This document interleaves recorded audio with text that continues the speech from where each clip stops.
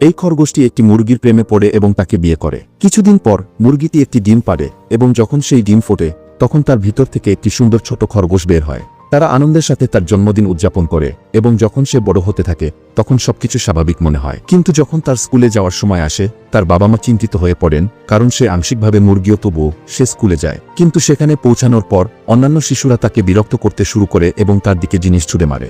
এমনকি শিক্ষকও তাকে দোষী মনে করে যে এটি সব তারই দোষ।